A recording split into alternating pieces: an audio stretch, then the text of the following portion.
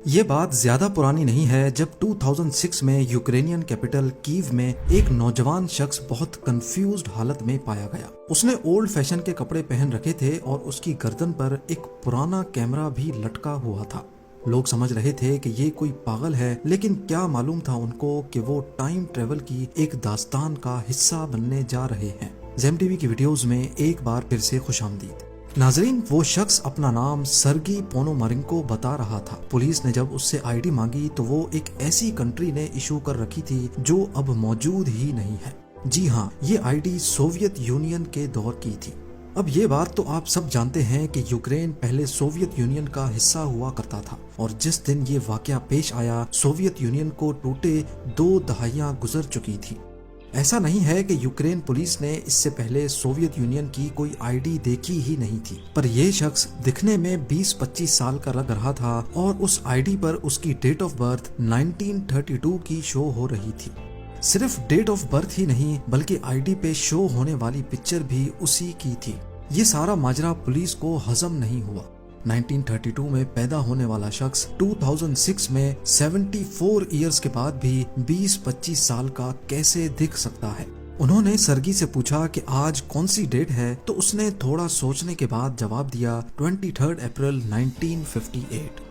ये वो पॉइंट था जब पुलिस को लगा कि ये शख्स पक्का कोई पागल है। वो उसको मेंटल हॉस्पिटल ले गए जहां डॉक्टर पाब्लो कट्रिकोव ने उसकी मेंटल हेल्थ का जायजा लिया। सर्गी को भी कुछ समझ नहीं आ रहा था कि उसके साथ क्या हो रहा है। डॉक्टर ने पूछा कि क्या उसको याद है कि वो 1958 से सीधा 2006 में कैसे आया।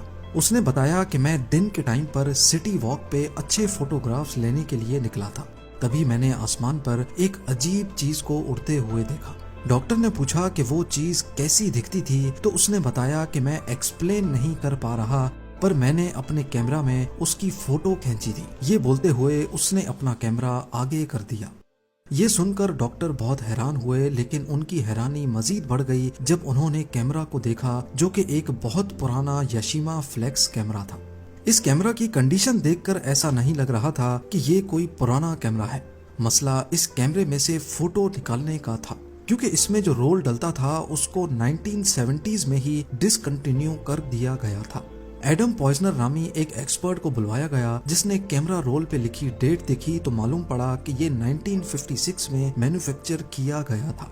उसने फोटोग्राफ्स डेवलप किए और तभी चीजें और ज्यादा कंफ्यूज होती गई। फोटोग्राफ्स में कीव सिटी की बहुत पुरानी पिक्चर्स थी। गाड़ियां, बिल्डिंग्स और स्ट्रीट साइंस सब कुछ 50s के दौर का था। हत्ता कि इसमें कुछ ऐसी बिल्डिंग्स भी थीं जिनको बाद में गिरा दिया गया था और उन्हीं बिल्डिंग्स के सामने सर्गी और उसकी गर्लफ्रेंड की कुछ पिक्चर्स भी थी। ये वही सर्गी था जो 48 इयर्स पुरानी तस्वीरों में जैसा दिखता था, उसी हालत में, उसी कपड़ों में डॉक्टर के सामने बैठा था। और रोल की सबसे आखिरी फोटो में, जैसा कि सर्गी ने बताया था, एक अनआइडेंटिफाइड फ्लाइंग ऑब्जेक्ट दिख रहा था। ये सारा माजरा देखकर डॉक्टर के लिए यकीन करना काफी मुश्किल था। इस वक्त तक डॉक्टर के पास इस बात पर यकीन करने के सिवा और कोई ऑप्शन नहीं था कि ये शख्स 1958 से 2006 में टाइम ट्रेवल करके आया है। अभी डॉक्टर इसी कश्मकश में थे कि वो शख्स रूम से बाहर निकला, दरवाजा बंद किया और फिर वापस कभी नहीं लौटा। सर्गी पोनोमारेंको बिना किसी सबूत के गायब हो चुका था। उसने अगर अपने पीछे कुछ छोड़ा तो वो था ये कैमरा, कुछ फोटोग्राफ्स और अपनी अजीबो गरीब कहानी। ऐसी कहानी जिसको जितना ज्यादा समझने की कोशिश की जाए वो उतना ही ज्यादा उलझती जा रही थी। जब पुलिस ने केस को इन्वेस्टिगेट किया तो मालूम पड़ा कि 1960 में वाकई एक सर्गी पोनोमारेंको नामी शख्स कीव से गायब हुआ था। फोटोग्राफ्स में जो लड़की उसके साथ थी उसको भी ट्रैक किया गया, जो अब एक 70 साल की औरत है। उसने पुलिस को बताया कि 1958 में सर्गी वाकई में गायब हुआ था, लेकिन कुछ ही दिनों में वापस भी आ गया। ये उतने टाइम के लिए ही गायब हुआ था जितने टाइम के लिए ये 2006 में नमूदार हुआ।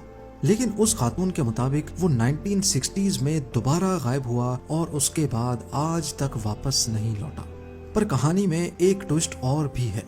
सालों बाद उसको सर्गी की एक फोटो रिसीव हुई जिसमें नोट लिखा था 2050। इस फोटो में सर्गी की एज ज्यादा है और बैकग्राउंड में कीव सिटी नजर आ रही है। फर्क सिर्फ इतना है कि कीव सिटी स्काई स्क्रैपर से भरी हुई है। उसने नोट में ये भी लिखा था कि वो जल्द ही वापस आएगा, लेकिन किसी वजह से ऐसा नहीं हो सका। सर्गी पोनोमारेंको की ये इंटरेस्टिंग स्टोरी एक यूक्रेनियन टीवी शो पे दिखाई गई थी और देखते ही देखते ये इंटरनेट पर वायरल हो गई। पर सवाल ये है कि क्या ये स्टोरी वाकई सच है?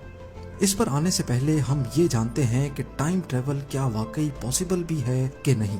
इसमें कोई शक नहीं कि हम सब एक तरह से टाइम ट्रेवल ही कर रहे हैं, फ्यूचर में टाइम ट्रेवल। हमारा कहीं भी बिताया हुआ 1 घंटा इस बात को जाहिर करता है कि हम एक घंटा करके फ्यूचर की तरफ जा रहे हैं। लेकिन अगर कोई किसी भी तरीके से अपना 1 घंटा सिर्फ आधे घंटे में बिता ले तो वो दूसरों के मुकाबले में आधा घंटा फ्यूचर में चला जाएगा।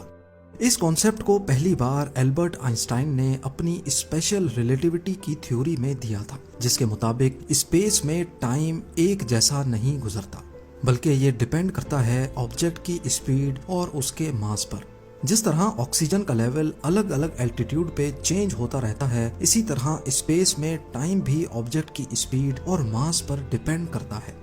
हम अर्थ पर रहते हैं तो हमारा टाइम अर्थ के मास और इसकी स्पीड पर डिपेंड करता है, लेकिन अगर हम जुपिटर पे चले जाएं जिसका मास काफी ज्यादा है तो वहाँ टाइम स्लो गुजरेगा। थ्योरी के मुताबिक जितनी ज्यादा स्पीड होगी उतना ही स्लो टाइम गुजरेगा। तो अगर हम किसी ऐसी स्पेसशिप में बैठे जो स्पीड ऑफ लाइट की तेजी से यूनिवर्स में 5 साल तक चलती रहे और फिर वापस अर्थ पर आए तो हमारी घड़ी के हिसाब से सिर्फ 5 साल गुजरे होंगे, लेकिन अर्थ पर 36 साल गुजर चुके होंगे। दोनों घड़ियों में जो टाइम का डिफरेंस नोट किया जाएगा उसको टाइम डायलेशन कहा जाता है। आइंस्टाइन की इस थ्योरी को प्रूव करने के लिए 1971 में हेफल कीटिंग एक्सपेरिमेंट भी किया गया था। इसमें टोटल 12 एटॉमिक क्लॉक्स को एक ही टाइम पे सेट किया गया। 4 क्लॉक्स को प्लेन में लोड करके ईस्ट की तरफ भेजा गया, 4 को वेस्ट की तरफ और आखिरी 4 को अर्थ पर ही छोड़ा गया था। जब दोनों जहाज पूरे अर्थ का गोल चक्कर लगाकर वापस आए तो उनकी क्लॉक्स में काफी डिफरेंस देखा गया। जो जहाज ईस्ट की तरफ गए थे उनकी क्लॉक्स जमीन पे मौजूद क्लॉक्स के मुकाबले में 59 नैनो सेकेंड्स स्लो हो चुकी थी, यानी उनके लिए टाइम स्लो गुजरा था, आहिस्ता गुजरा था। और जो जहाज वेस्ट की तरफ गया था उसकी क्लॉक्स 273 नैनो सेकेंड्स आगे हो गई थी। ईस्ट और वेस्ट का डिफरेंस इस वजह से आया क्योंकि हमारा अर्थ एंटी क्लॉकवाइज डायरेक्शन में रोटेट कर रहा है। फ्यूचर टाइम ट्रेवल का दूसरा तरीका है ग्रेविटी। आइंस्टाइन की जनरल रिलेटिविटी के मुताबिक जितनी ज्यादा ग्रेविटी होगी टाइम उतना ही आहिस्ता गुजरेगा। इस थ्योरी को भी एक एक्सपेरिमेंट की मदद से 2010 में प्रूव किया गया। एक एटॉमिक क्लॉक को शेल्फ पे सबसे नीचे रखा गया और दूसरी को 33 सेंटीमीटर ऊपर वाले शेल्फ पर। जो क्लॉक जमीन से करीब थी उस पर ज्यादा ग्रेविटी थी, इसी वजह से वो ऊपर वाली क्लॉक के हिसाब से स्लो चल रही थी। ये डिफरेंस बहुत ही कम था क्योंकि 33 सेंटीमीटर इतना ज्यादा फासला नहीं है। पर यह बात तय है कि अगर हम किसी ऐसी जगह पर चले जाएं जहां ग्रेविटी बहुत ज्यादा हो, जैसा कि ब्लैक होल में, तो हमारा टाइम अर्थ पर गुजरने वाले टाइम के हिसाब से बहुत आहिस्ता गुजरेगा। इसी चीज को इंटरस्टेलर मूवी में भी दिखाया गया है, जहां वो लोग एक ऐसे प्लेनेट पे होते हैं जो ब्लैक होल के करीब होता है। वहां गुजारा जाने वाला 1 घंटा अर्थ के 7 सालों के बराबर होता है। स्पीड और ग्रेविटी की वजह से टाइम का चेंज होना इतना कॉमन है कि जीपीएस सैटेलाइट जिनमें दुनिया की सबसे एक्यूरेट क्लॉक्स इंस्टॉल होती हैं, उनको भी अर्थ के टाइम के हिसाब से बार बार मैच करना पड़ता है, क्योंकि ये सैटेलाइट्स हर वक्त 11,300 किलोमीटर पर आवर की स्पीड से अर्थ को ऑर्बिट कर रही हैं। इसी वजह से इनकी क्लॉक्स पीछे हो जाती हैं। अगर इनका टाइम बार बार सेट ना किया जाए तो हमारे फोन्स हमें हमारी एग्जैक्ट लोकेशन ही ना बता सके। ये तो हमने डिस्कस किया फ्यूचर में टाइम ट्रेवल करने को। ये थ्योरेटिकली तो पॉसिबल है, पर साइंस के मुताबिक इसका प्रैक्टिकल करना इम्पॉसिबल है, क्योंकि ऐसा स्पेसक्राफ्ट जो लाइट की स्पीड से चल सके ये फिल वक्त हमारे लिए बनाना नामुमकिन है। ग्रेविटी के जरिए टाइम ट्रेवल करने के लिए भी हमें करीबी ब्लैक होल के पास जाना होगा, जो कि ऑलमोस्ट 1560 लाइट ईयर्स दूर है। हो सकता है आने वाले वक्त में इंसान ऐसी कोई चीज बना सके और टाइम ट्रेवल की मिस्ट्री को सॉल्व किया जा सके। पर सर्गी पोनोमारेंको की कहानी में कितनी सच्चाई है?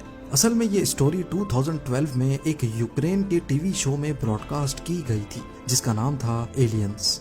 इस रियलिटी प्रोग्राम के 3rd एपिसोड टाइम ट्रेवलर में ये कहानी दिखाई गई थी।